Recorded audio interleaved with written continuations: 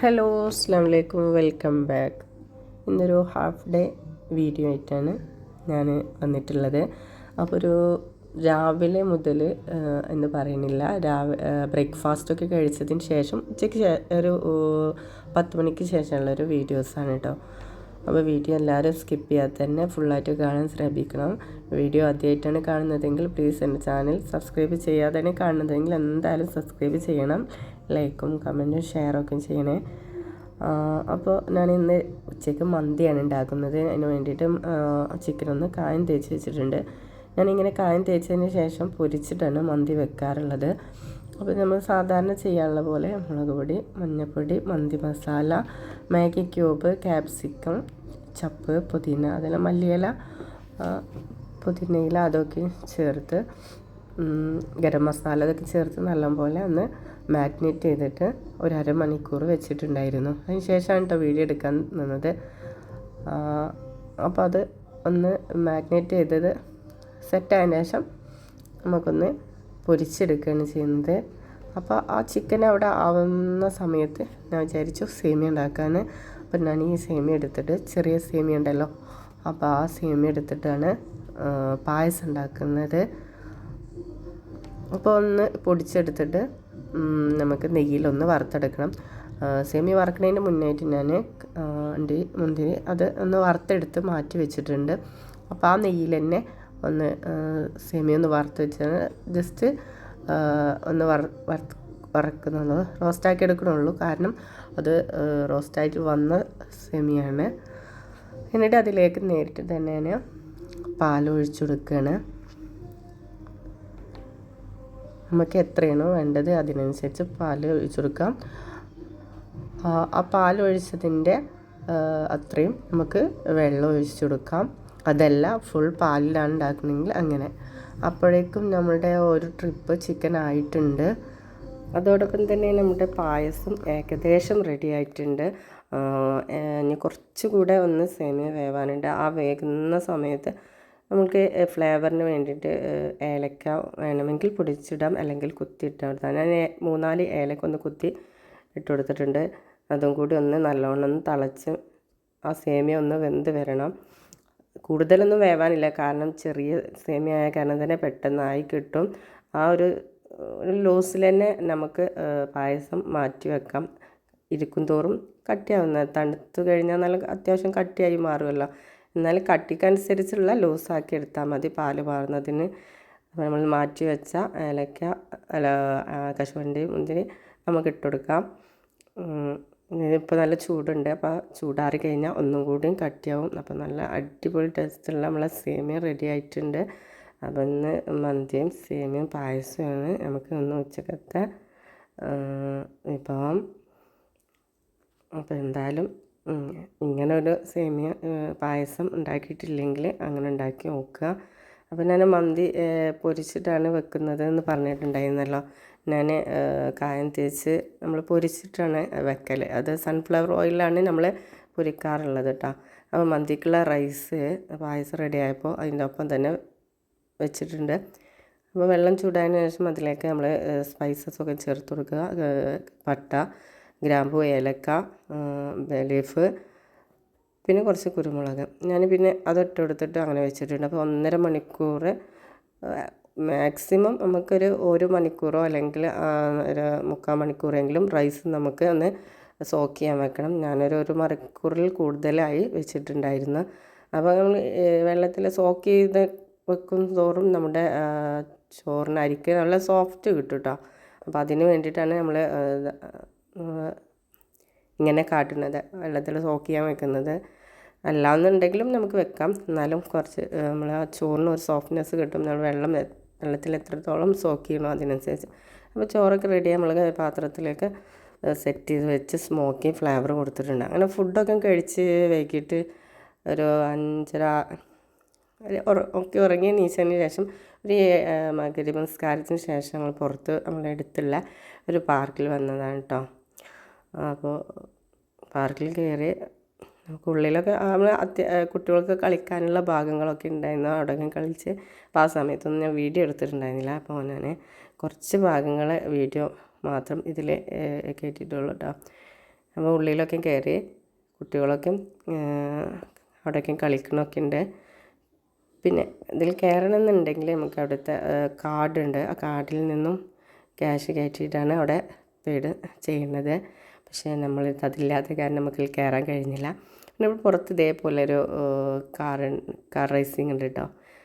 അതിന് 5 മിനിറ്റിന് 10 ദിർഹംസ 20 ദിർഹംസായിട്ടാണ്.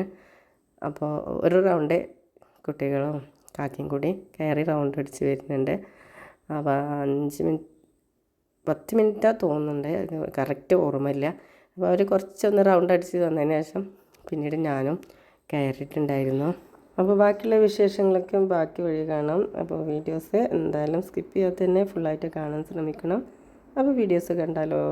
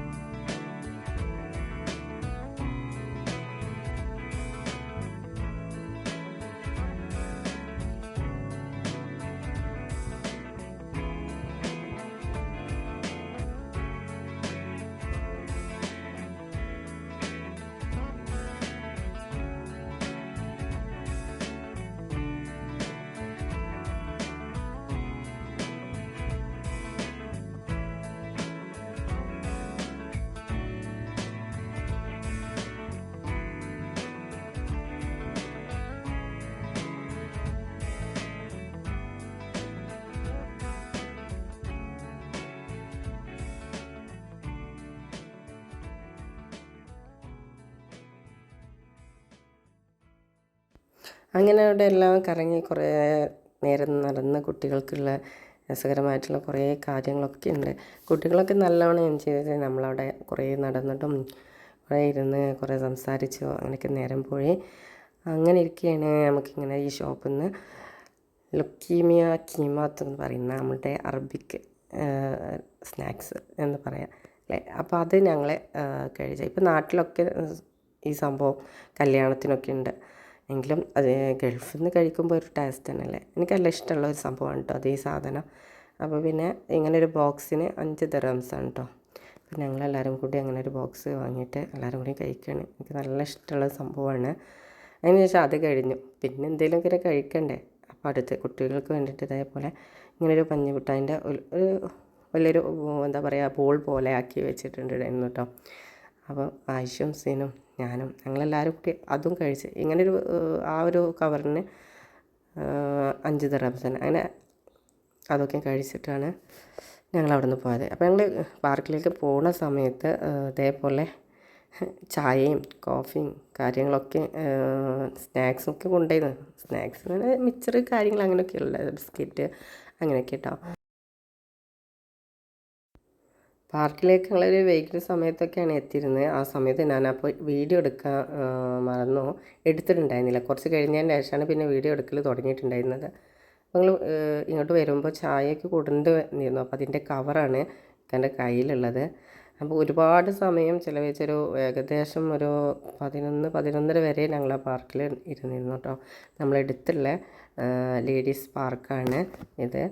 നല്ല രസം, ഫാമിലി മാത്രമായിട്ട് വരാൻ പറ്റുന്ന പാർക്കാണ് കേട്ടോ. അതുകൊണ്ട് തന്നെ ഈ പാർക്ക് ലേഡീസ് പാർക്ക് എന്ന് പേര് വരാൻ കാരണം. അപ്പോൾ വീഡിയോ ഇത്രയൊക്കെ തന്നെയാണ്. അപ്പോൾ പുതിയൊരു വീഡിയോയുമായി വരുന്നവരേക്കും ബായ്, അസ്സലാമു അലൈക്കും, താങ്ക് യു ഫോർ വാച്ചിങ്.